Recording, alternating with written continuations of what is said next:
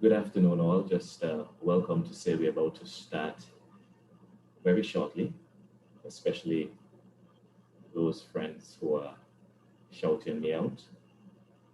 Very pleasant afternoon to you. Um, we will start shortly.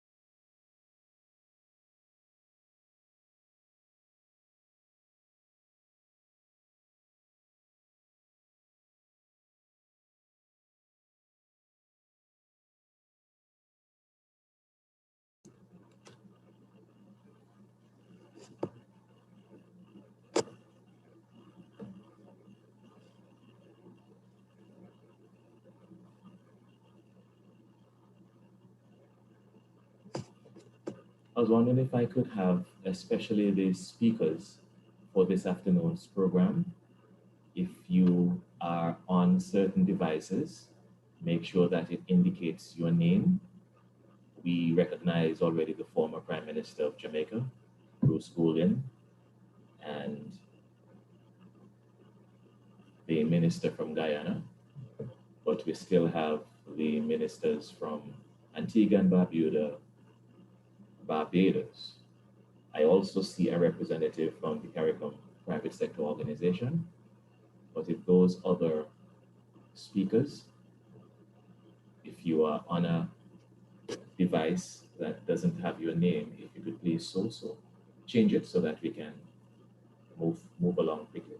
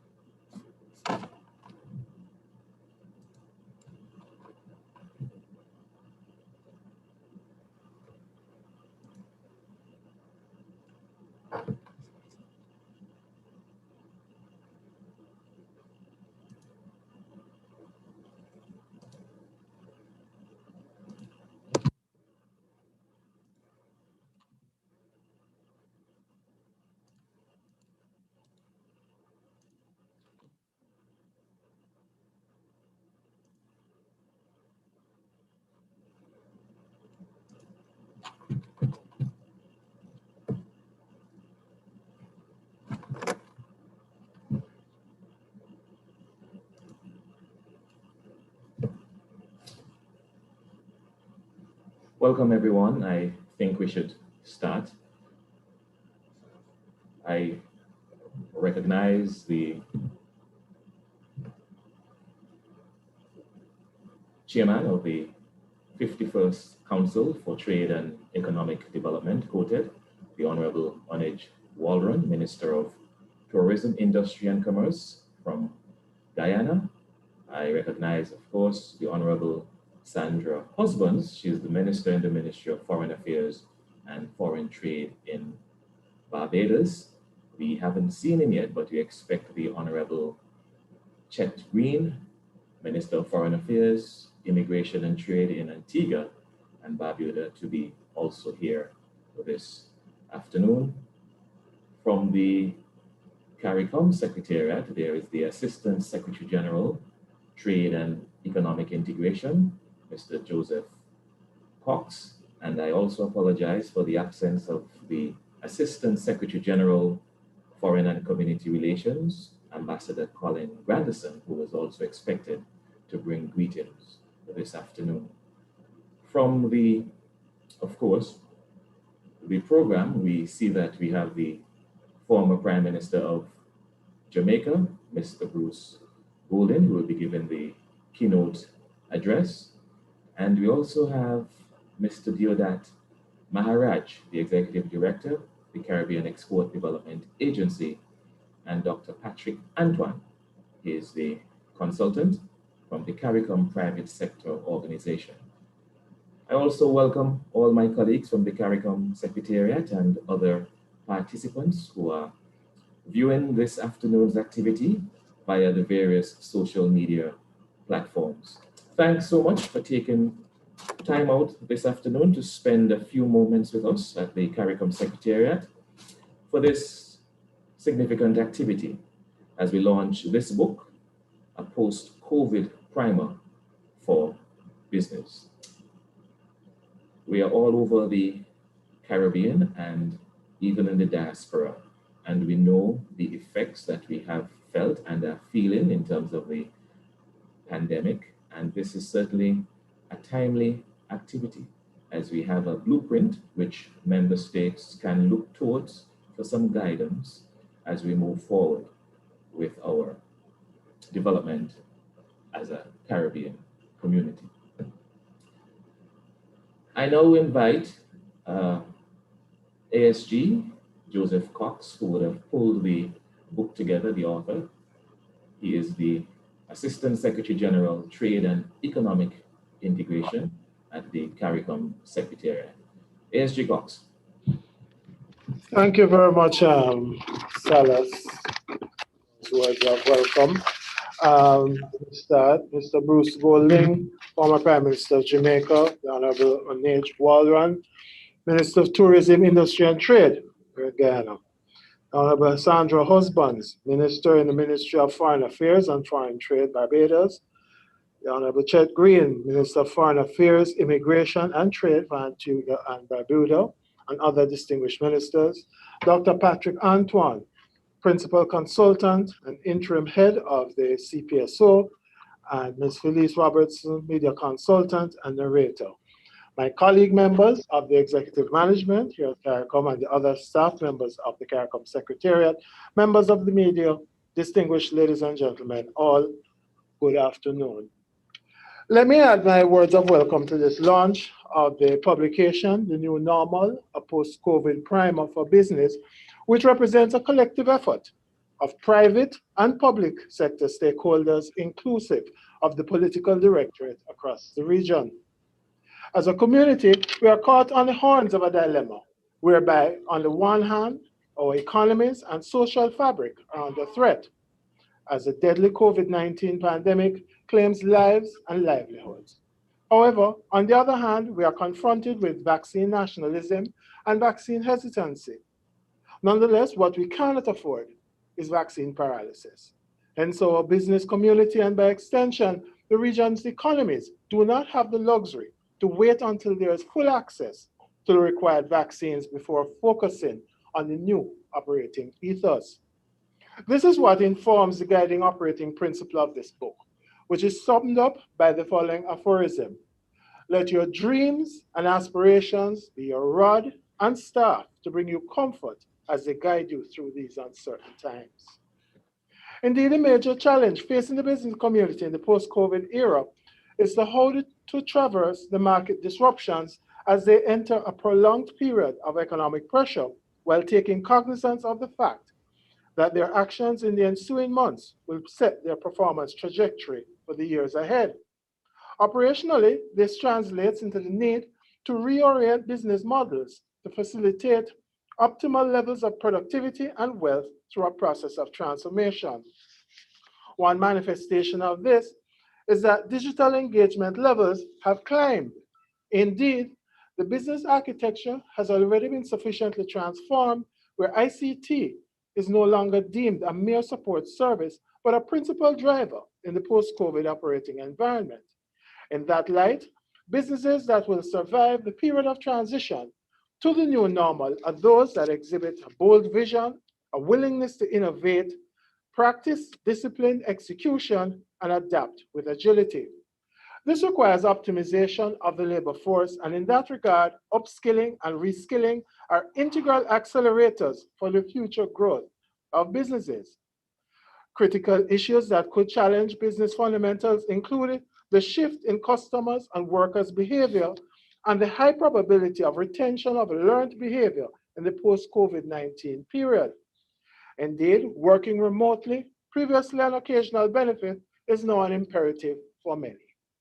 Similarly, for a significant number of persons conducting business virtually, it is far more cost effective and efficient. This behavioral change has manifested itself in an exponential increase in online commerce in the region, ranging from grocery shopping to banking and entertainment. Whereas over time, some businesses will seek to revert to business practices that obtained prior to the pandemic, this will not be the norm, as already the shifts in demand and the shrinking of profit margins will create greater impetus for the efficiencies that arise from embracing a more technologically driven future. Emphasis will also be placed on the creation of the value added experiences for both customers and potential customers.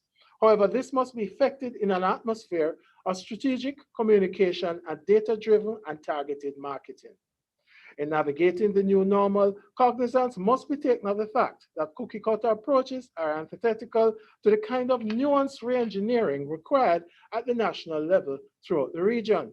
It is therefore imperative that the COVID-19 experience is utilized as a catalyst for companies to make longer term strategic changes and therefore create a dynamic where markets have the potential for fundamental reorientation and transformation. However, this process requires transformational leadership and thought translated into deliberate action to effect the requisite adjustments to occasion meaningful change. Practically, the approach to the transformational pivot of the business community can no longer be aspirational as the requisite strategic adjustments now become an imperative. These are all concepts that are addressed in the publication. In fact, the 10 chapters covered in the book, which is principally a how-to guide, treats with a myriad of issues of particular relevance to the regional business community. Whereas it should be recognized that each chapter in this primer can be the subject of a book, it is critical to note that over the 124 pages of the document, an effort is made to synthesize the relevant material while providing sources for additional reading. Chapter 1 treats with complete transformation or restart. This deals with enterprises that are abandoning their previous line of operation and are starting a new business line. It not only focuses on some practical strategies to successfully pivot, it also speaks to issues about the winding up of the previous enterprise, as too many persons make the mistake of believing that closing the business is the end point, forgetting that there are statutory costs that continue to apply. There's also a chapter on business continuity, which provides guidance to those continuing in the same line of business, but the guidance is geared towards an operational pivot informed by business impact assessment. Focus is also placed in another chapter on optimizing assets, where emphasis is on optimizing return on investments on business assets including repurposing operating space for secondary activities where appropriate. A substantive chapter in the new normal is on digital transformation. This represents process influencing reorientation of business models, organizational processes, and customer experiences through the adoption of digital technology geared to meet the challenges of an ever-evolving business ecosystem. Another area of emphasis is on communications, which provides guidance on the development of an overall communication strategy and plans to optimize messaging to both internal and external stakeholders while ensuring alignment to the overall strategic plan of the organization. There is equal attention paid to marketing with emphasis on the promotion and selling of goods and services in a dynamic marketplace. Considerable emphasis is also placed on broadening customer engagement. Indeed, the market in the post-COVID era calls for deeper analytical rigor and seeks to incorporate what customers are actually saying about the enterprise in an effort to better target their needs and requirements. As the new normal operating environment must be people-centric, some attention is placed on human resource strategies. The focus of this chapter is on the crafting of modernized HR strategies geared towards optimizing staff engagement levels, productivity, and retention with a blend of leadership styles, focusing on future staff requirements to optimize competitiveness. There are also dedicated chapters on the business of the state and emerging industries in the region. The chapter on the business of the state discusses the required intervention framework by the state to ensure that it remains in a purely facilitatory role and allows the private sector to assume the mantle of the engine of growth. The chapter on the emerging industries in the region provides a snapshot of the emerging industries which are likely to have a medium and or long-term impact on the Caribbean. There's also inclusion of a bonus media guide, and further, each chapter of the book is replete with a list of additional reading materials with the attendant electronic links to access same.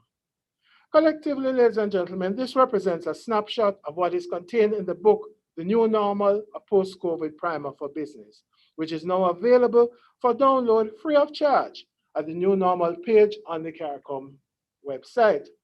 The publication is available as a compressed PDF file, and there is also an audio version available for download. The EPUB version is delayed, but will be available in due course. We do hope that persons will be encouraged to read this publication and share it as widely as possible. This publication will be the source document for a series of webinars slated to be held in each member state over the next 6 to 9 months, which will be led by myself with inputs from other selected members of my team here at the CARICOM Secretariat in conjunction with local counterpart experts. This, ladies and gentlemen, is my contribution. This is the CARICOM Secretariat's contribution. This represents the contribution of the powerful Council for Trade and Economic Development, which readily endorsed this publication to regional development. I would therefore urge you to view this publication in the same light as you would a non-contributory pension plan provided by the community, as the strategies offered in this publication seeks to secure the future of our business community as we forge ahead, united with fixity of purpose. With those words, I thank you very much. Thank you very much, ASG Cox, for those words. Very important to give the overview of where we are coming from with this primer.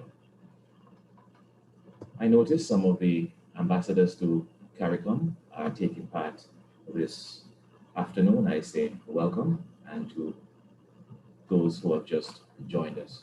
We move with the program along, and we now ask the Honorable H. Waldron, the Minister of Tourism, Industry and Commerce from Guyana, and he is the chair of the 51st Council for Trade and Economic Development, CUTE. Minister Waldron, please.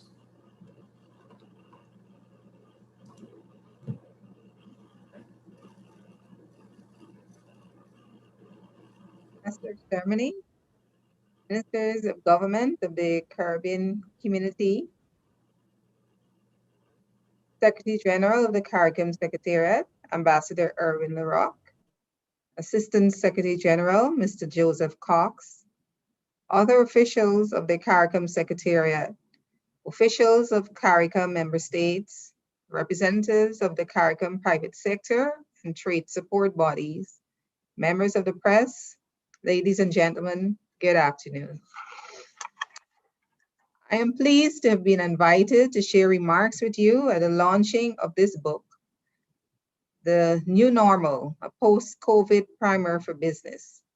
It's a timely publication prepared by the CARICOM Secretariat. COVID-19 came as a surprise to us all, and even after the virus began to spread, many underestimated the magnitude and far-reaching implications it would have on world economies. Consequently, nations, including leading world economies, were cast into economic turmoil and uncertainty. For smaller economies, such as CARICOM member states, the COVID-19 phenomenon was and always remain a stark reminder of our vulnerability and susceptibility to external shocks. It was also a reminder, if we ever needed one, of the interconnectedness of our region and our mutual interdependence. In CARICOM, we saw a decline in productive activities and tourism arrivals. Thousands were left unemployed, and many individuals and businesses struggled to meet their financial commitments. In Guyana, our non-oil economy contracted by an estimated 7.3%, and the closure of some businesses and reduced working hours for others resulted in loss of jobs and reduced income flows. It is becoming increasingly evident that the recovery from this pandemic will not be as rapid as many of us would wish. Whilst the trend in recent times may indicate signs of economic improvement the world over, as some leading economies gradually open up, new variants are emerging, and in many countries there is skepticism about the vaccination of some residents. These phenomena threaten our collective ability to achieve the herd immunity that will allow us to sustain opening up of our economies. So where has this left us?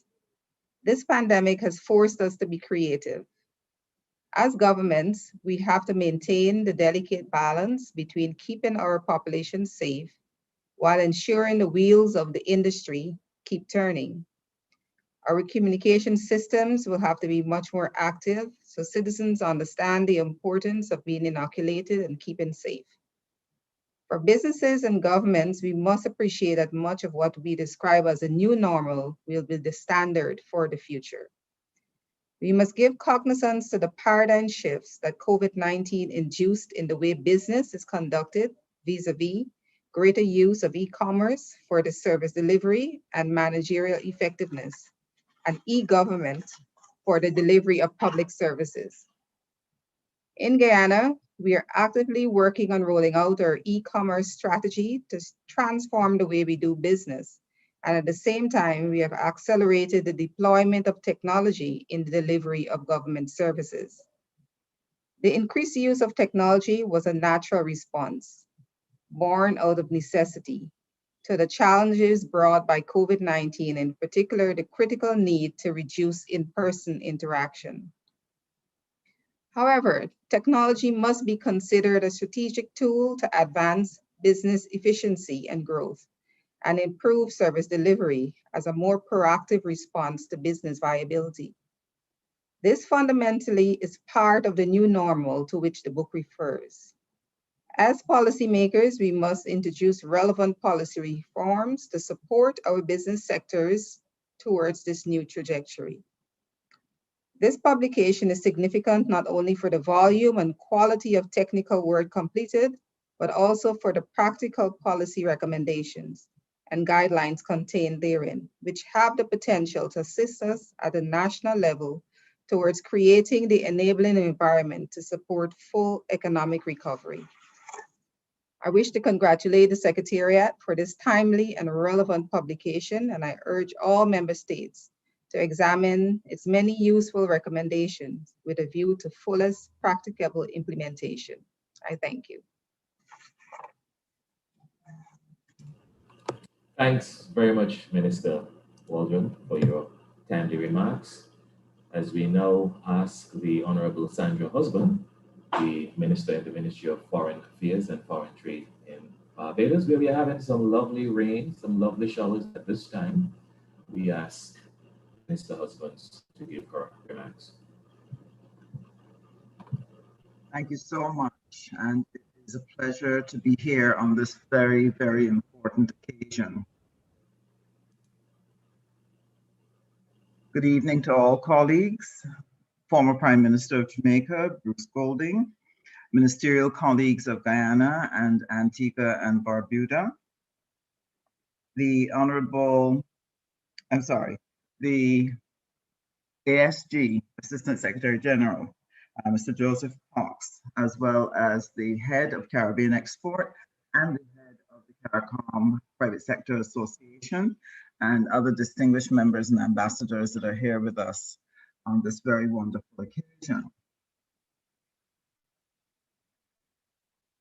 It gives me great pleasure to be a part of this moment in history today as we launch the publication, The New Normal, the post-COVID primer for business. I take this opportunity to extend heartfelt congratulations to Mr. Joseph Cox for his intellectual efforts in writing this timely publication. The extent of my pleasure in knowing that it is a son of the CARICOM soil, one of our citizens who has prepared this publication, my pleasure cannot be overstated. I also commend the CARICOM Secretariat for joining the Council for Trade and Economic Development in seeing the value of this body of work and publishing the same. It is time that we tap into, promote, and highlight the human resources and intellectual capacities of our people. These are the persons who have an intimate awareness of our circumstances, experiences, and capacities to respond to any challenges which may arise. Ladies and gentlemen, COVID-19 is a watershed moment. It is a disruption which has forever altered the trajectory of our trade and which now demands new courses of action to achieve our previous goals of economic development. It changes the landscape in a way that new territory is uncovered, new players emerge, and previous players in the past construct are removed or sidelined. In that moment, there is a new normal. It is the capacity for adaptation that matters most, rather than how strong or weak you were in the past. Post-COVID, everything in the past 15 years demands a new everything for a feasible future.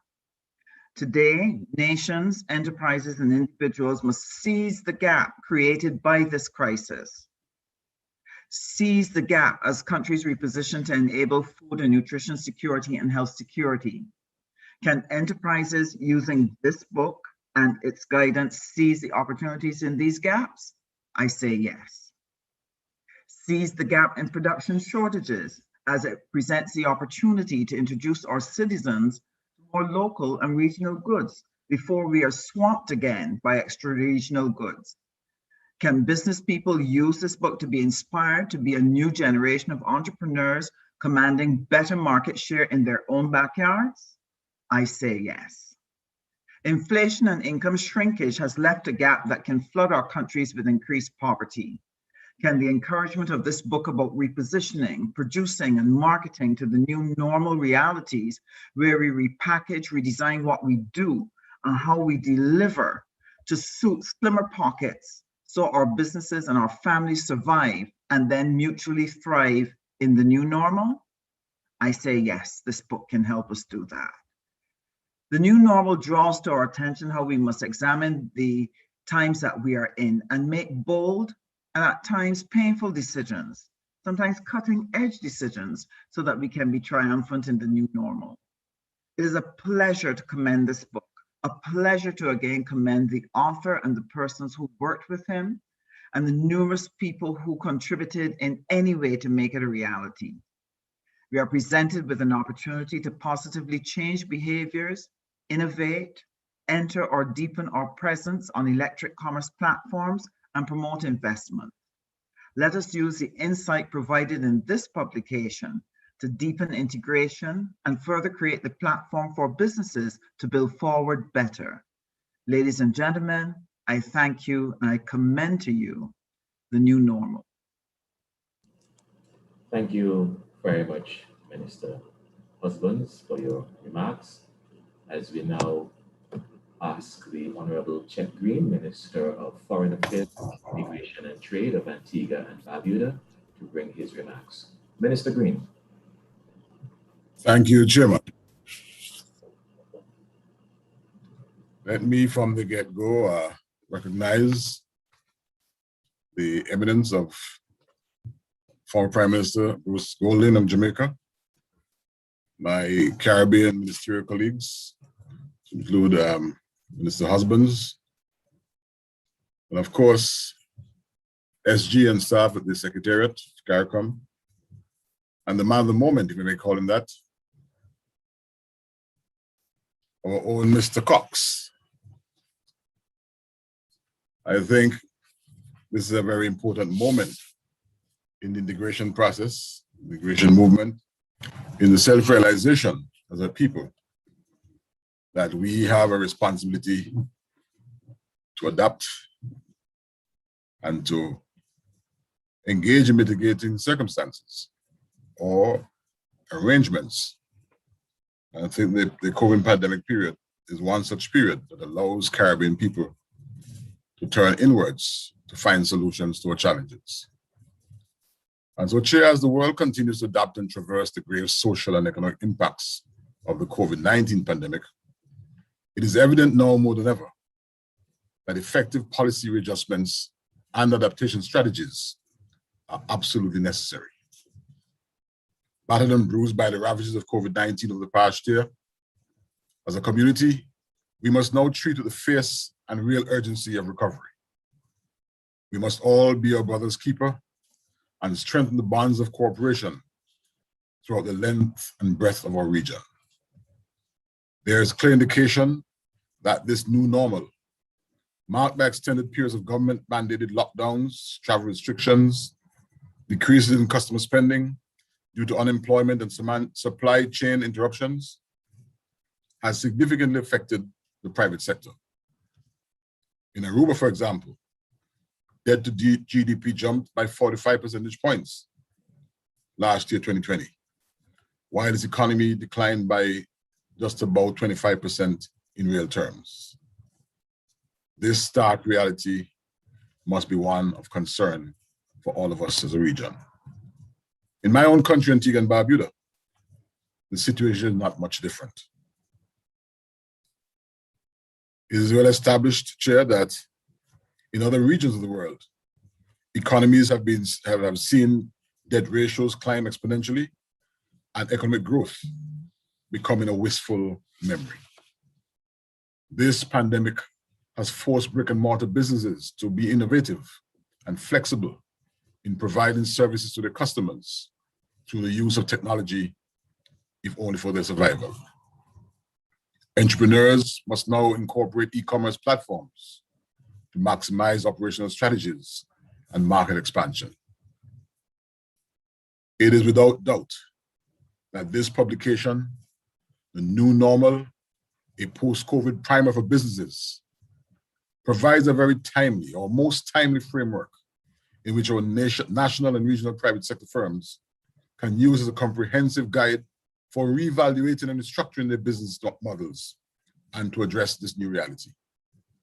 It should also be noted that we in Antigua and Barbuda have created our own roadmap to recovery entitled Repositioning Antigua and Barbuda for Dynamic, Sustainable and Resilient Growth. This roadmap outlines short to medium-term measures and programs that will resuscitate and strengthen our COVID-19 affected economy. At the height of the pandemic, many new micro businesses emerged and were able to keenly identify the gaps that existed with traditional business models, providing unique services, especially through contactless e-commerce. As even more businesses seek to restart their operations or to come on stream, they should be provided with adequate support through effective and implementable policies. As a region, I therefore wish to applaud the great efforts of the Secretariat, and more particularly, Mr. Joseph Cox, the Assistant Secretary General of Trade and Economic Integration, for undertaking this very arduous task of providing CARICOM member states, and by extension our region, with this most important tool for collective recovery. Colleagues, I implore all of us to use the guidelines outlined in this publication alongside other national policies to maximize the benefits to our private sector and by extension, national development. As we celebrate this auspicious moment, I wish to remind my colleagues in CARICOM and to advise those in the audience hearing for the first time that we in Antigua and Barbuda, the 50th edition of Quoted, upon learning of this seminal work of Mr. Cox, complimented the Secretariat and the Assistant Secretary General and recommended publication of this work for widespread utilization. I am deliberate in inserting this historical fact for the records to establish my and my country's buy-in to what we recognize as the most important piece of work done by one of our regional minds. It is clear that countries must act collectively to address the structural challenges in our economies while facilitating investment and growth by our private sector. This is the time for a strategic pivot as outlined in the new normal, a post-COVID primer for business. This pivot, I add, must be all-embracing and treat to the vexed issues of social and financial inclusion. It must also take cognizance of the marginalized and those who operate within the informal economy, fostering and enabling social cohesion. Growth and development are twin ideals of the process of political governance. And therefore, as we chart a new course to meet the challenges of a post-COVID period, a post-COVID Caribbean, let us do so with renewed resolve that we shall overcome. One Caribbean. Again, I commend, congratulate, salute, and thank our own Joseph Cox for this very important piece of work, which, when implemented, which when used alongside other national interventions, will see the rebounding of Caribbean economies. Thank you, Mr. Cox. Long live our Caribbean region, long live our integration process. So Chair, if it pleases you.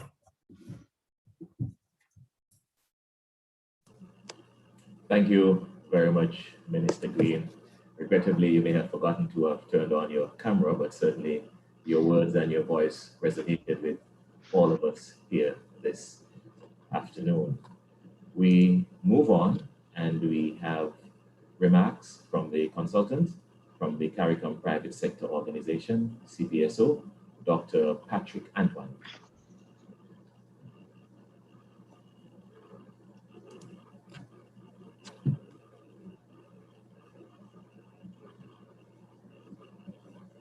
Go right ahead, Dr. Antoine, just put on your mic.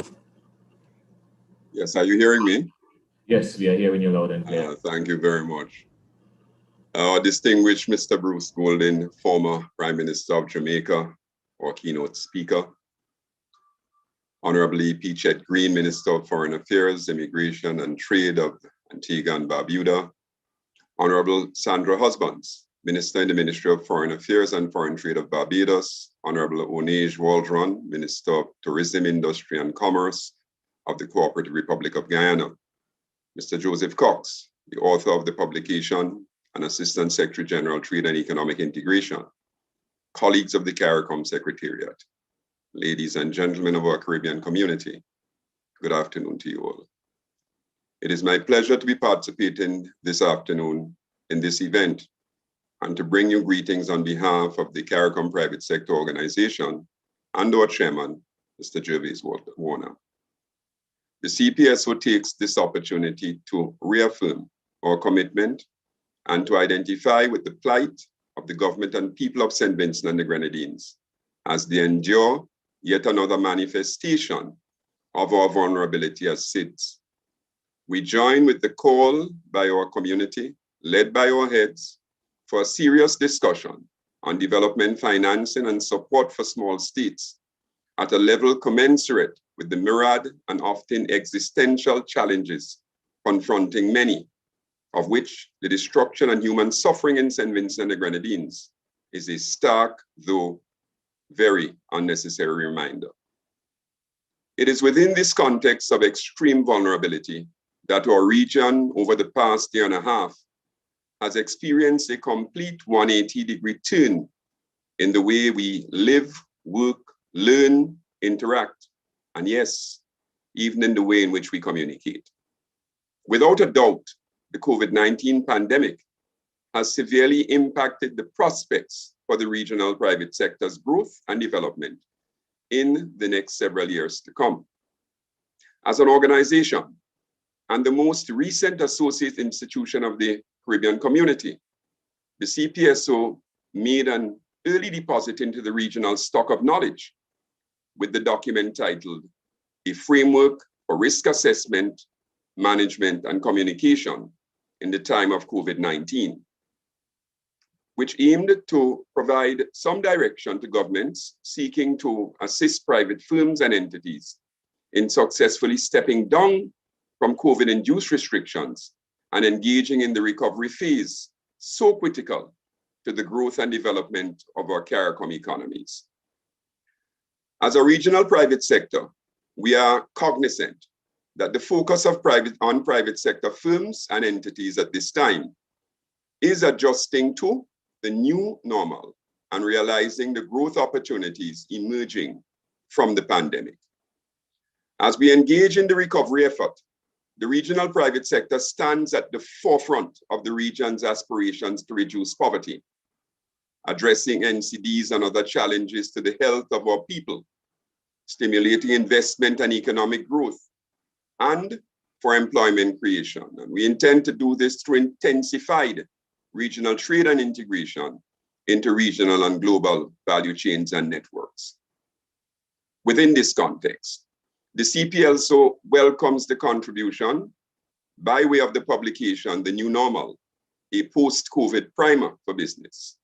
The publication offers a valuable contribution to the trade and development discourse and the imperatives for the private sector, particularly micro, small, and medium-sized enterprises, as they embrace the recovery so critical to our CARICOM civilization at this time. We congratulate ASG Cox on this contribution to the region's resolve, focusing on emerging from the COVID-19 pandemic more resilient than at the inception. We at the CPSO are confident that the concepts and direction identified in this contribution will find expression in the successful approaches by the private sector en route to their construction of a more sustainable path to economic growth and competitiveness. The CPSO remains a highly engaged, willing, and capable partner in this achievable task of building out the CSME as the framework within which a healthier, more robust CARICOM society and economy is being consolidated. Indeed, as is recognized by the publication authored by ASG Cox, The New Normal, a post-COVID primer for business, the private sector is joined in this collaboration with public policy makers, with member states and other key actors across the community in arraigning our resources collectively and in arraigning our irrepressible resolve in surmounting the challenges to this COVIDian epoch. Be assured that the CPSO view this time as yet another opportunity for us to build out our CSME through strong and vibrant private sector initiatives enabled throughout the community. In this respect, the publication, The New Normal, a post-COVID primer for business, constitutes a most timely contribution at a most critical time for Caribbean civilization. Ladies and gentlemen, we thank you. We completely endorse the publication.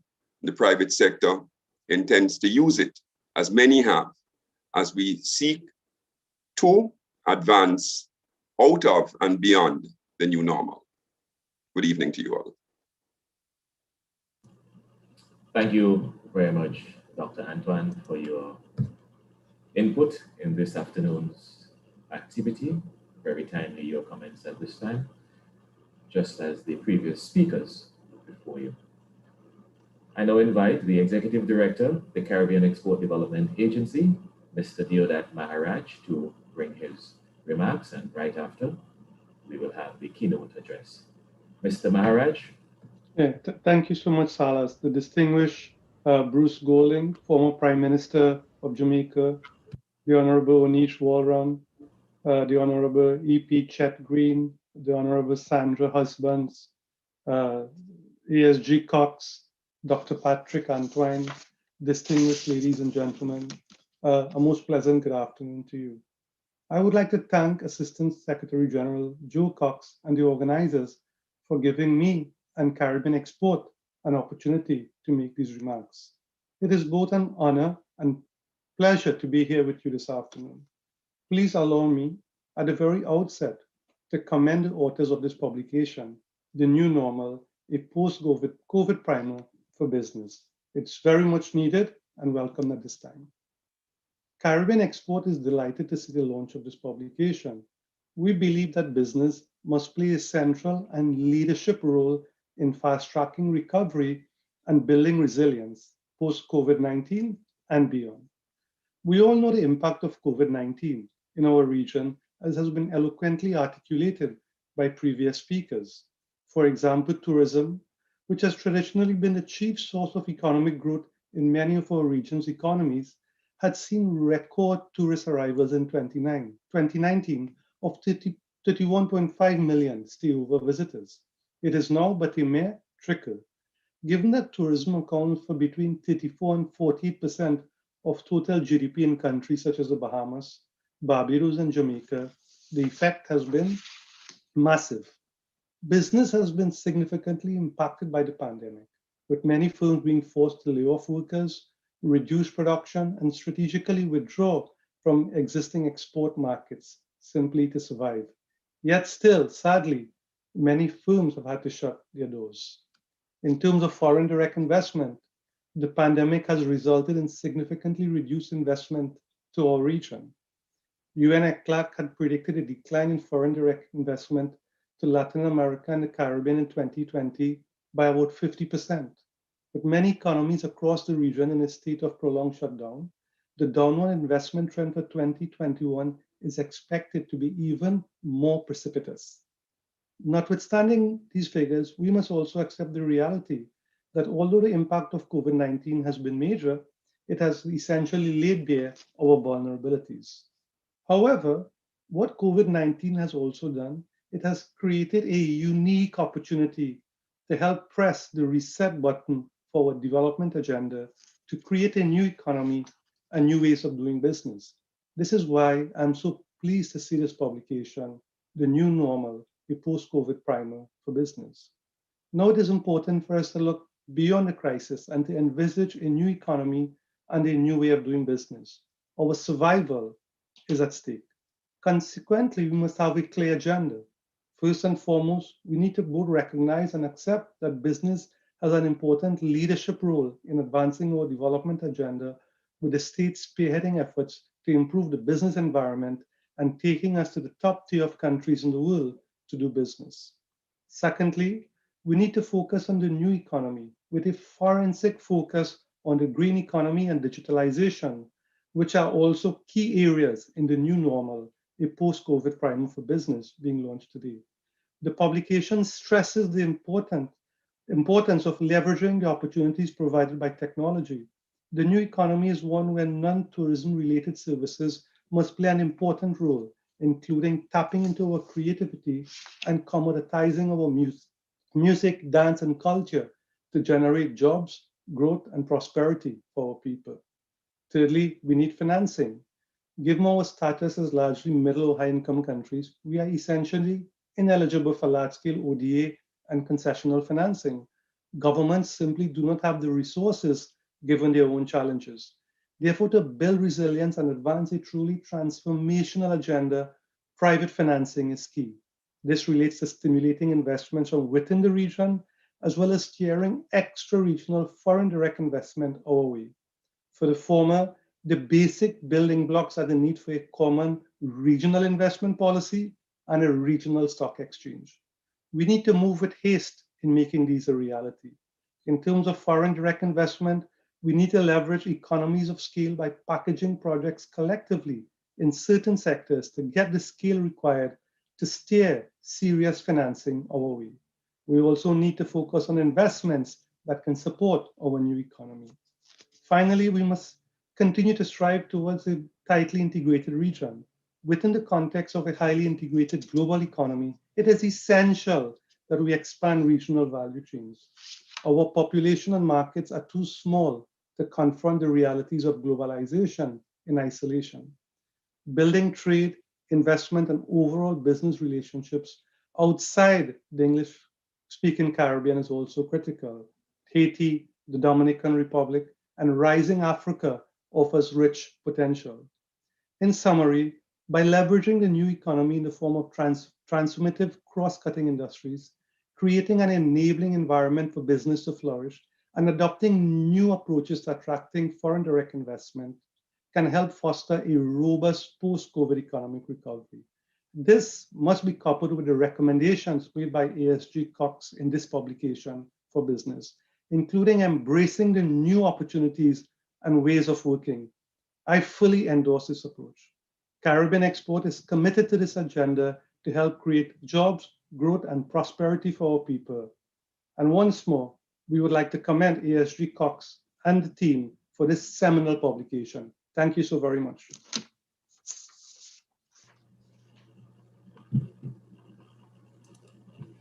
Thank you very much, Mr. Maharaj, Executive Director, Caribbean Export Development Agency, for your comments and endorsement. We now have former Prime Minister of Jamaica, Mr. Bruce Golden. Welcome, Mr. Golden, who will now give the keynote address. Thank you very much, and allow me to convey my greetings to all the distinguished presenters, to the representatives of the CARICOM Secretariat, and to those who have joined this virtual interaction. I want to extend special greetings as well to Joseph Cox, who has been a friend of mine for over 3 decades, and I want to congratulate him on this effort. This book, which he has produced and which we are so happy and privileged to launch today, is an important intervention at a critical juncture in the Caribbean development journey. We in the Caribbean are not unaccustomed to global disruptions. We have been through periodic oil crises, financial crises, which seem to have developed a cyclical pattern. And all of these that we have experienced in the past have had a negative effect on Caribbean countries and their economies, given the small size of our economies, the openness of those economies, the extent to which our economies are so import dependent, and of course, the capital deficiency from which all of the countries in the region suffer. But none of these crises that we have had to face before, none of them have been as pervasive in their impact as the COVID-19 pandemic has been. In previous crises, some countries were able to benefit, supported by the strength that they had in terms of commodities, in terms of energy resources, for example. This COVID crisis is different because no country has been spared its wrath. The global decline that we have seen since it began at the beginning of last year is the worst that the world has experienced since the Second World War.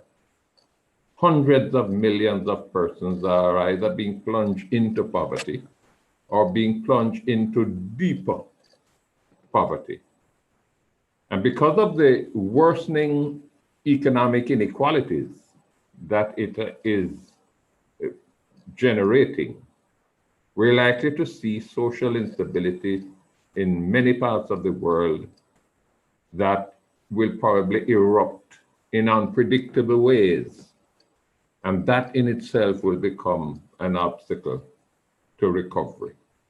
It is significant that the European Union and Latin America and the Caribbean region are the worst affected, with the economies in those areas, in those regions, having shrunk by 7% last year. And of course, 7% is the figure for the region. Some countries have suffered much worse than that. Of particular significance, and this is highlighted in the book, is that the impact of this pandemic is not temporary. It's not a case of a disruptive event, which when it passes, enables us to resume activities as they used to be. Businesses that have been able to survive have been forced by circumstances to find ways of doing so. And in many instances, they have been able to do so thanks to the availability of new technology. But as a result of this, the world has changed. The global market is in an adaptive and transformative mode. Supply chains that have been disrupted are being reconfigured. The workplace environment is changing structurally and culturally. Some of the strategies that had to be instituted as emergency measures have shown themselves to be more efficient, more cost-effective, and are producing a new way of doing business that will be maintained and retained long after COVID has passed. Consumer behavior has changed. Joseph made reference in the book to the increased participation in online shopping, which many consumers find to be more convenient, more beneficial, since they can sit at a computer screen and they can visit thousands of shops as against meandering through difficult traffic to reach a limited number of shops that may be available in their locality.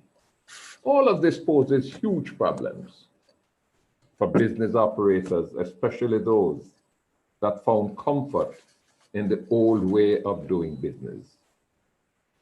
The painful reality that we have to face is that many of these businesses will succumb.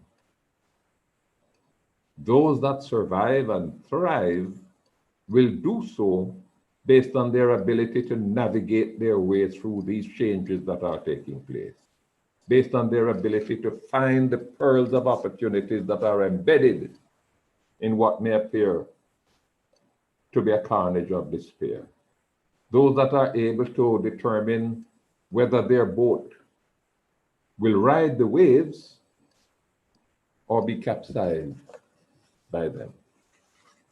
The challenge to us in the Caribbean and everyone everywhere else, but especially to us in the Caribbean, is to recognize and understand these changes and find the best, most strategic way to adapt. It is in that context that this book is such an important and useful intervention. I took the time to read it in its entirety. It is driven by research and analysis. It draws on the years of experience that Joseph has had as an economic analyst and consultant, and in more recent times, based on his experience at the regional level, serving as Assistant Secretary General of CARICOM. The book identifies the challenges and the opportunities and the imperatives that are confronting businesses and economies in the region. And it provides guidance as to how those challenges can be embraced and overcome. It is intended to be a manual, to be a handbook, a primer, he calls it, for recovery from the pandemic, how to cope with what he rightfully terms the new normal. But the truth is, and this hit me straight up the more I read the book, the truth is that the issues that Joseph has highlighted and the prescriptions he has provided would have been relevant and appropriate even if it had been published 2 years ago, before the onset of the COVID pandemic. We in the Caribbean are afflicted with a lethargy and unresponsiveness towards the changing dynamics of the world in which we live and on which we must depend for our prosperity. I know that that is a broad statement and it's not intended to apply to every enterprise. We can identify sparks of light and energy in every country in the region. But I submit that it is a predominant feature of Caribbean economies. We spend a great deal of time lamenting the economic injustice that globalization has brought to countries like ours. And there's no denying that. The facts and the data are incontrovertible. But we have not admitted our failure to make sufficient effort to take advantage of the opportunities that exist and to recognize that we can no longer stand on the shoulders of any imperial or superpower, but must firm up our leg muscles and stand on our own feet. Since I retired from public service, I have had the pleasure and the privilege of interacting with several young Caribbean minds. Many of them are products of our own universities. Some are graduates of prestigious institutions like Harvard and Wharton and MIT and McGill. I have found them to be sharp, to be dynamic, to be innovative. I found that they are bold and adventurous, and they are determined to focus on transformation. That's what they're about. Finding ways to do new things and finding better ways to do old things. One of our challenges, and I suggest one of our urgent imperatives, is how do we defrustrate them? How do we empower them?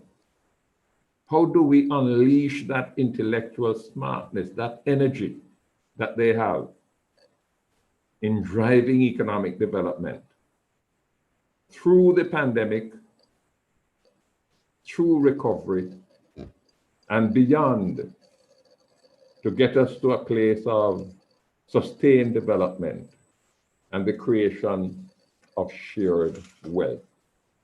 That is implicit, even if it was not explicitly stated in Joseph's primer. But it is one of the things that I think we must focus on. We have enormous talent in the Caribbean. Sure, we have shortcomings in our education system. But as I have had occasion to say before, we don't have to get to a stage where every student that comes out of our school has 2 degrees or has a PhD. If we did, we wouldn't know what to do with them. We have in the Caribbean a cohort that is capable of being the vanguard of development. And I think that in the strategies that are to be pursued in the future, a greater effort must be made to embrace and integrate their own capabilities in driving us forward. As I said before, this book is a timely intervention, and I want to commend Joseph again. Unlike Panasonic, this is not ahead of its time. It is right on time. It is comprehensive in its content, but concise in its volume. At just over 100 pages, it can easily be read and absorbed. It is something that should be on the desk of every business operator and every policymaker who understands the need for us to pull ourselves out of this mire and to go forward. Should be on their desk, not tucked away on a bookshelf.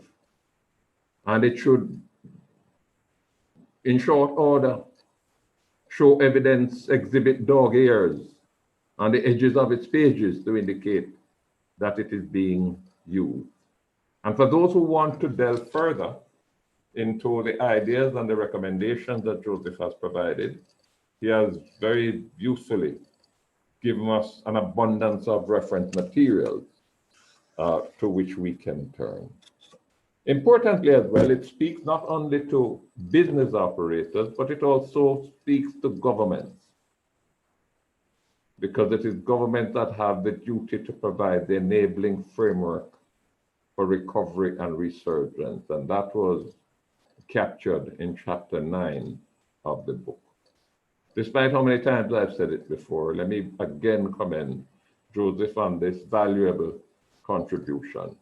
Preoccupied as we have been, and understandably so, preoccupied as we have been with managing the pandemic and getting vaccines in the arms of our people, this book is a useful nudge to us that while we do that, we must make haste to prepare for and secure a life for the Caribbean people after this COVID pandemic has passed.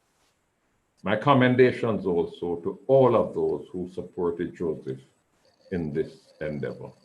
Thank you very much. It is a useful intervention that has been made, and I hope that businesses and governments in the Caribbean will make good use of it in the way that I know Joseph would have intended. Thank you very much. Thank you very much, former Prime Minister of Jamaica, Mr. Bruce Goulden. And it is clear that you have read the book. You make reference to chapter 9, and you give especially that takeaway, which to me is so profound, that the book must have dog ears in it. That's a nice little nugget.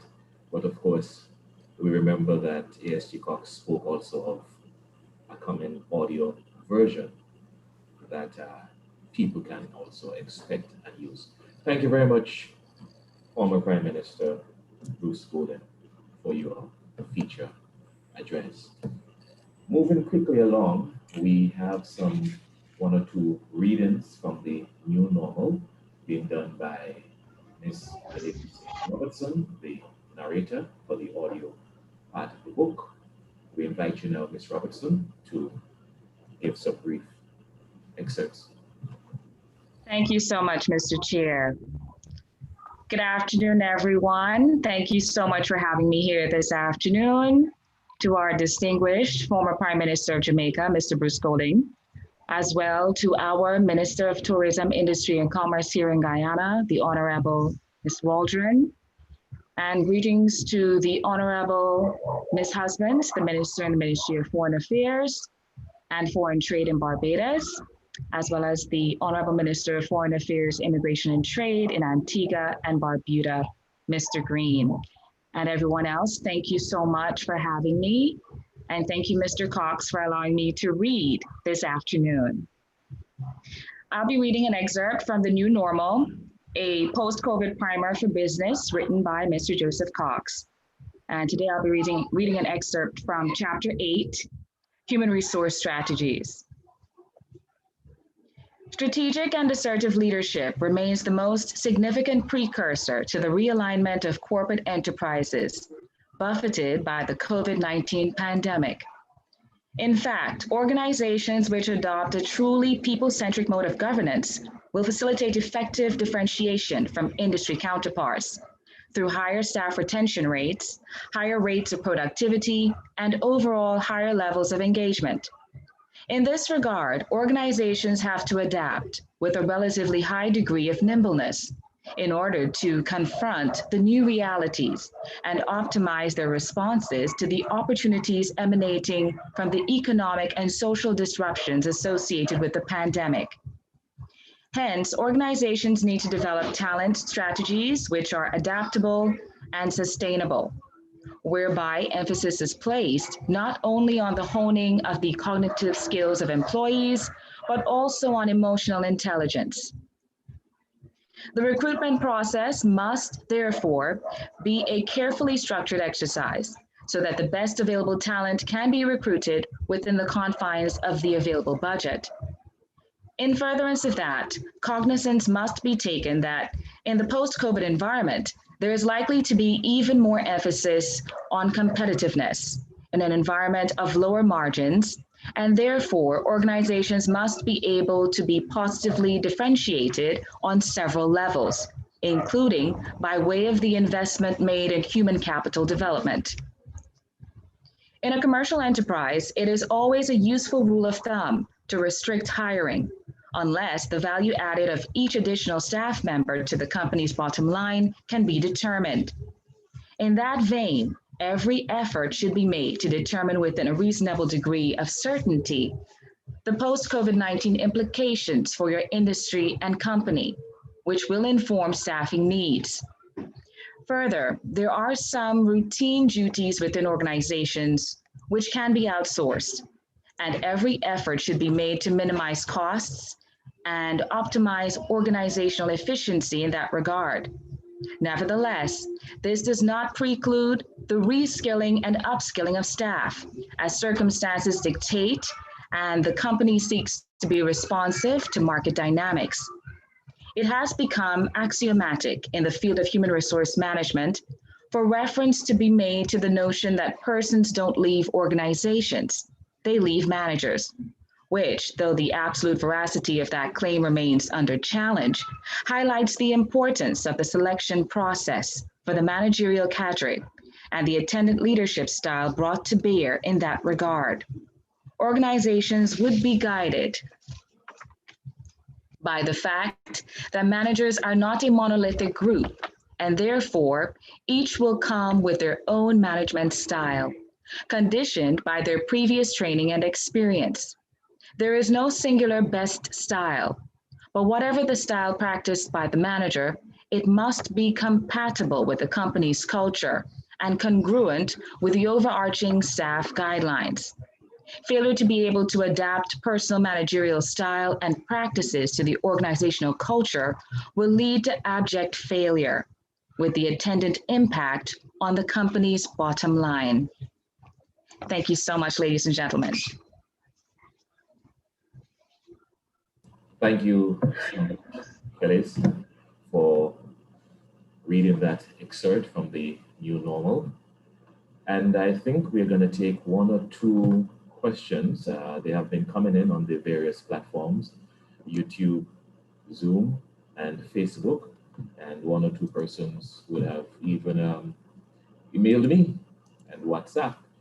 I take one. I see here, ASG Cox, directly to you. COVID-19 is accelerating the rise of the digital economy, with the economics of digital transformation increasingly coming into the spotlight. The report of the CARICOM Commission on the Economy underscores that the region needs to maximize the opportunity for digital transformation to lead to economic transformation. Mr. Cox, could you kindly highlight some immediate steps that COTED is primed to take to advance on this matter with a view to helping economic operators in the face of the disruption of markets, production, consumption, and work that confronts us. The stakes are high in terms of getting it right, not least because the new normal could open new divides. All right. Whereas I'm sure the caller, based on the nature of the question, is familiar.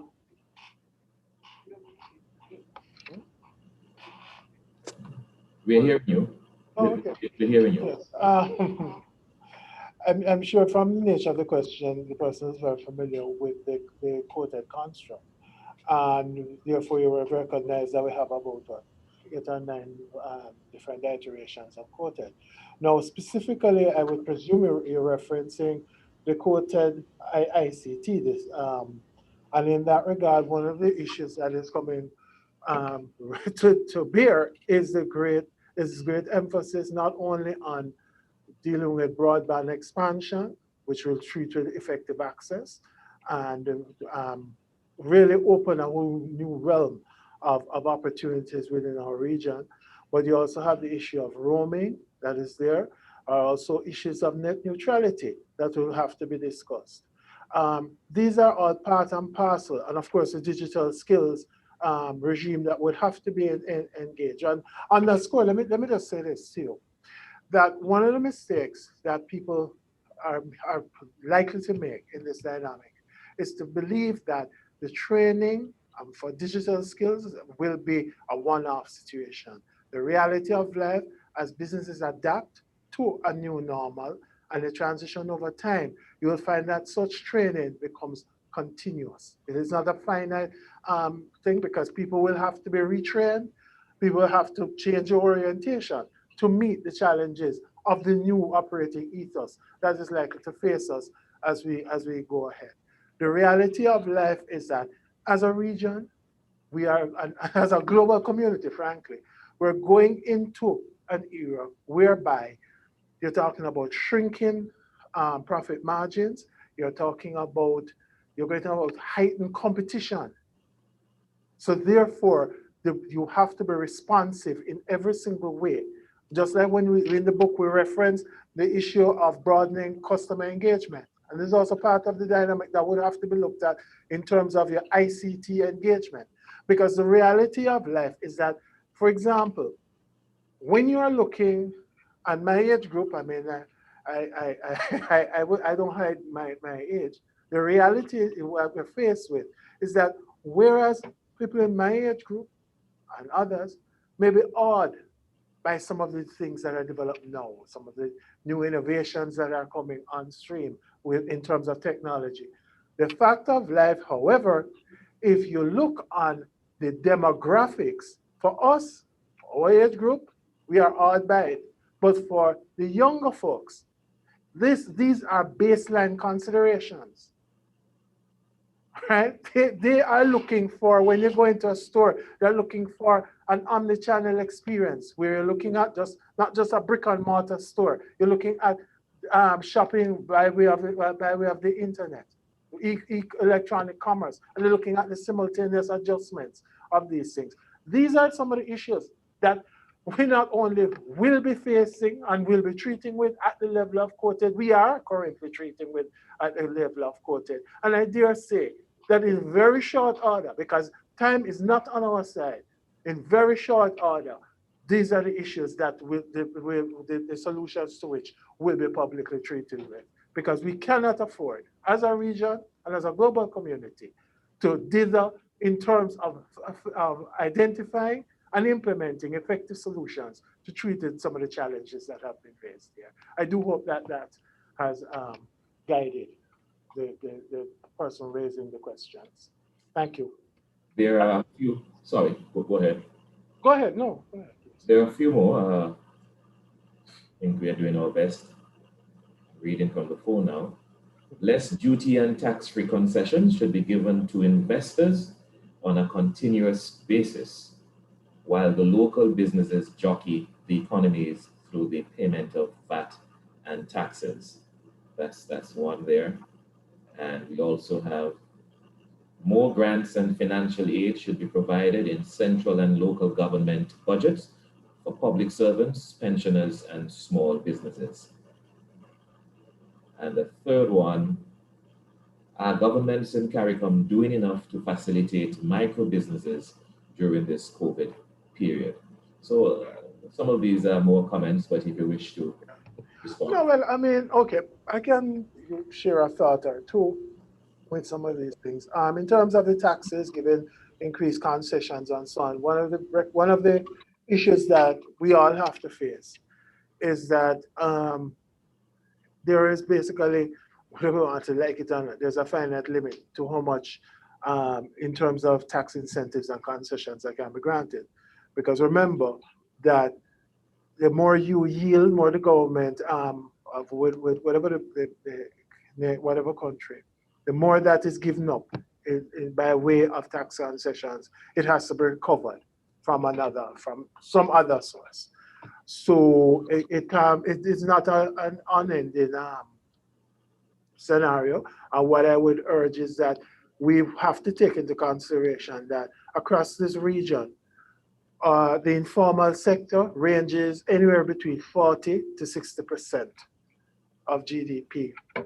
And therefore, the efforts that are made to reduce that level of informality will probably deal with create additional fiscal latitude for the granting of increased concessions. But until those numbers start to decrease and persons are incorporated into the formal structure, I'm not sure how much latitude the governments will have in terms of the wide-scale granting of tax concessions and grants and so on that I hear alluded to in the question, or in the comments, I should say. Yes. So, yes, go ahead, please. Yes. I think my phone is so accessible, people are just WhatsApping right away. Question, the greatest opportunities coming out of this pandemic will be being engaged in the right businesses, that is, producing the right goods and services. What does Joseph think are the businesses that we in the Caribbean should move towards? What are some of the real benefits that CARICOM businesses could gain from collaborative activities? How can the Secretariat or our regional leaders facilitate this? All right, what are some of the sectors? I think I put an entire chapter in the book on that. I think we're chapter 10, my memory serves me right. I think it's chapter 10 that I look at emerging industries. So you can, of course, look at that in the book. Here are some of the considerations that we must bring to bear. One, what are the general areas of opportunity? Electronic commerce. In fact, anything associated with the whole process of digital transformation in the economies and in the region. All right. So that's one. The second part of it. Oh, thank you very much. The second part of it that you have to look at is, for example, we have had disruptions across the globe in terms of supply chains and supply chain management. A lot of companies have been forced, therefore, to basically interrogate the supply chains and see if they can source closer suppliers, if so to speak. In other words, we're going to a process of nearshoring. What that creates is an opportunity for real estate to warehousing. Where that creates opportunity is in terms of some of the downstream services that comes from that. These are the real opportunities that are facing us now, ladies and gentlemen. And I dare say, when I look, for example, at the initiative, well, I suppose led by the government of Jamaica, this ENDS program, electronic commerce delivery as a system or something like that. But what that is a mechanism whereby companies can log onto this system, as I understand it, the concept of this system, and they are treating with people from the man on the roadside vendor to the large establishments in terms of delivery of their goods and services, right? So for example, we have in Jamaica some people who sell chicken on the street side. And if the person is registered with the program, as I understand it, they can you put in your order and you pay for your order, of course, electronically, and such is delivered to you within a particular geographic location. The fact of life is that what this is really saying is that there's great latitude for innovation. The sky is the limit. But let me also point this out to you, that for a lot of persons, as we start to traverse this new normal, what we have to recognize is that we are looking at a time when you also will have, on the downside of it, you'll have an increase in people trying to peddle pyramid schemes, Ponzi schemes, advanced fee fraud mechanisms, right? And every kind of, and all sorts of charlatans will come to the table seeking to offer quick fix solutions. Ladies and gentlemen, I put all of those things as a means for regret and indeed sorrow. And as I say to you this afternoon, for me, when anybody comes to you with these quick rich schemes, think of it in just the lens, through the lens of the word sorrow. And sorrow for me is an acronym, which means these will be strategic organizations for the relief and redistribution of your wealth. Be guided. I yield to you, Mr. Moderator. I think we'll take one or two more before we wrap up. Sure. And Mr. Cox, Joseph, you mentioned quoted ICT. That's Yeah. the Council for Trade and Economic Development. Yes, the variation which is entity, yes. Heads of government recently urged the special quoted ICT to expedite the establishment of the single ICT space, together with access to reduced roaming rates and enhanced access to broadband, as well as to examine the feasibility of establishing a single regional telecommunications regulator for the consideration of the 42nd meeting of the conference in July 2021. Where does that follow-up stand? Well, put it this way, these things are work in progress, and I don't think it would be appropriate for me to get into any detail in this forum. But just to give the assurance that follow-up is continuing. Work is continuing where those issues are concerned. Obviously, Rome wasn't built in a day, and we don't expect to be moving mountains overnight. But the fact of life is that the dedication and the stick-to-itiveness with which we are approaching that particular or those particular challenges with the same dynamic that we're using to treat with the challenges that we are facing now in the immediacy of the COVID-19 pandemic. Here's another one, ASG. So how would you advise in a practical way the 25-year-old young man or lady in a Caribbean country, CARICOM member state, who wants to start up their own business? They have limited capital, but some great ideas. What should be their first steps? Their first couple of steps? The first thing that you would do when you're starting a business, find out all you can about the area that you're looking to get involved in. Please remember that, and also while you're finding out all about the area, find out whether or not how you can monetize such an idea.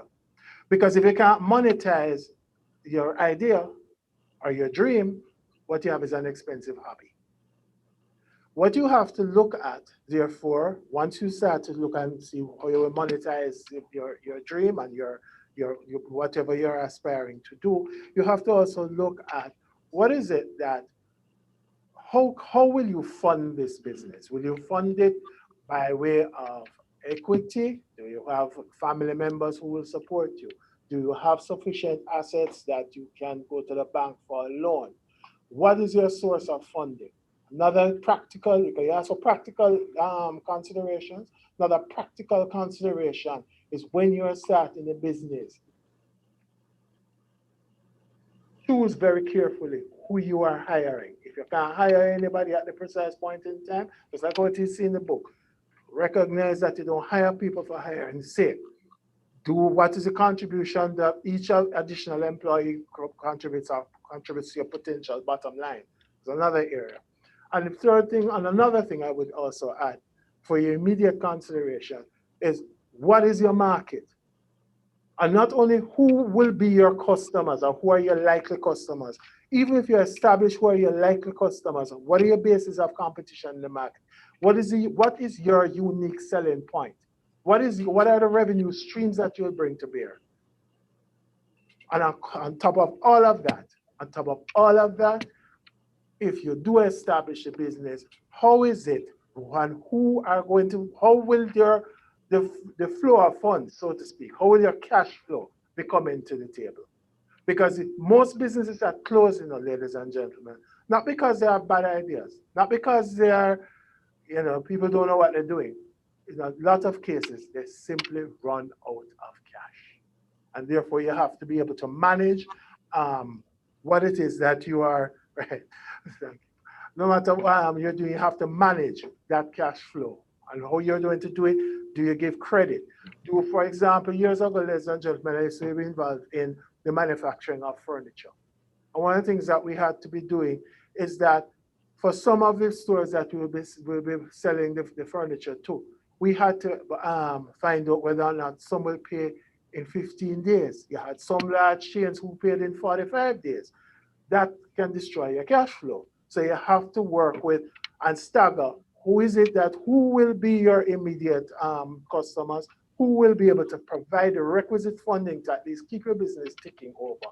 These are some of the considerations. I do hope that this has been practical enough for you, Mr. Moderator Salas.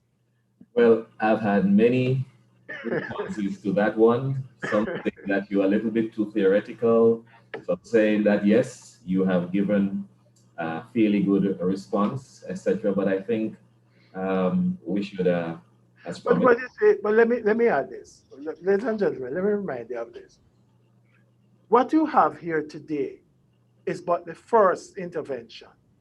Please remember that throughout the region, we will be having a series of webinars where we will be looking at the details of some of these concepts.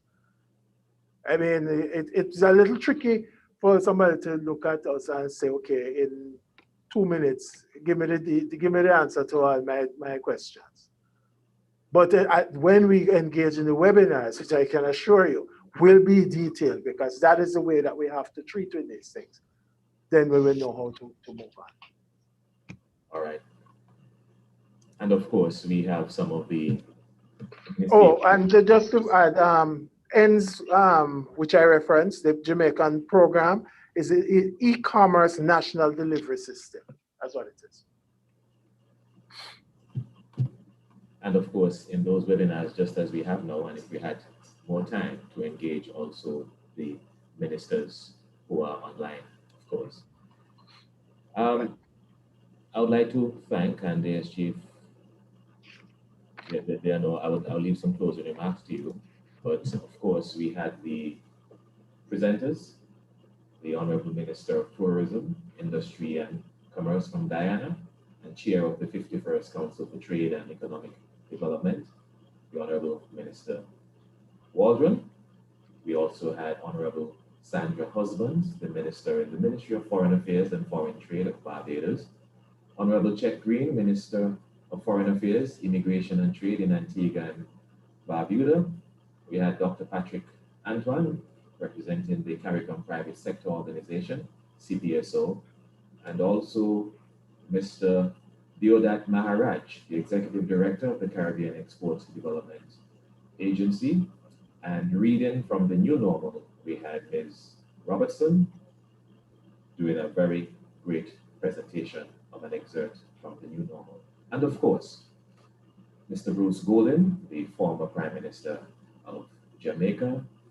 He would have joined us a few years ago in Guyana when we had a stakeholder engagement on the CSME. Himself and Prime Minister Ralph Gonzalez of St. Vincent and the Grenadines had made significant contribution to that activity back in 2018. Thank you very much to Mr. Golden and all the presenters this afternoon. We have brought this to wrap at about an hour and a half, which I think is pretty reasonable for such a weighty topic, and a significant activity from the CARICOM Secretariat, the launch of the New Normal, which you can access for free on the download of the link that you have with the Zoom invitation. It's just right there on the CARICOM website, and you can download the book for free. And as former Prime Minister Bruce Golding said, you put some dog ears in it, or for those who like the audio version, I think you mentioned ASG Cox that will be coming as well. It is available. E-version. Okay, so you can listen to it while you're going about your business. So I say thanks for the participants on the various platforms, and also to the colleagues in the background, ASG, who would have significantly assisted in coordinating this exercise. And I hand over to you for any closing remarks. Thank you, Salas. I don't propose to have any long closing remarks to make, but safe to say that for me, there are three words that come to mind. And they are amen, amen, amen. For me, when I say amen, one is saying that that's the end of a prayer. But for me, this is what I'm acknowledging is a prayer of hope.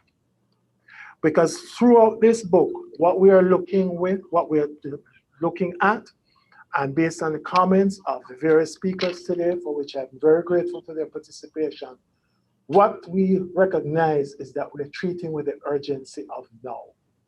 And in dealing with the urgency of now, one therefore recognizes that we confront the issues we have at hand, we treat them expeditiously, and we move forward. We move with deliberate haste.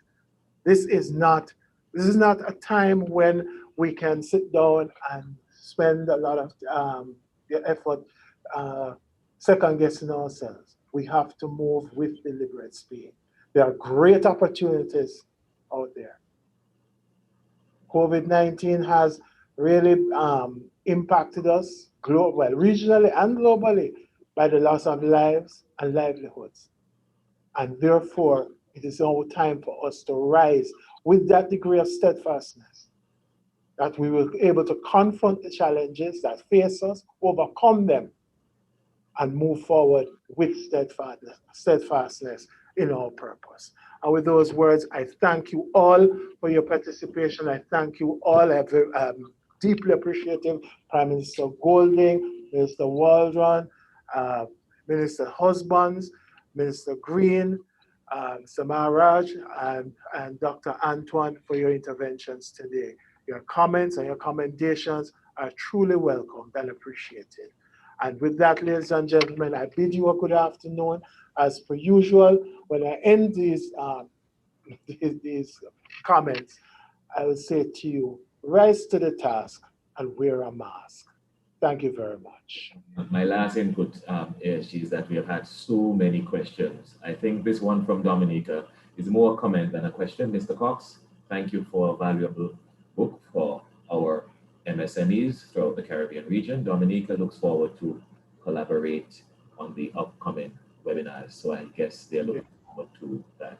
I apologize for not being able to take all of these comments and questions. All right.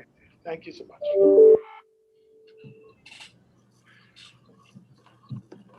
Goodbye all. Enjoy the rest of your evening.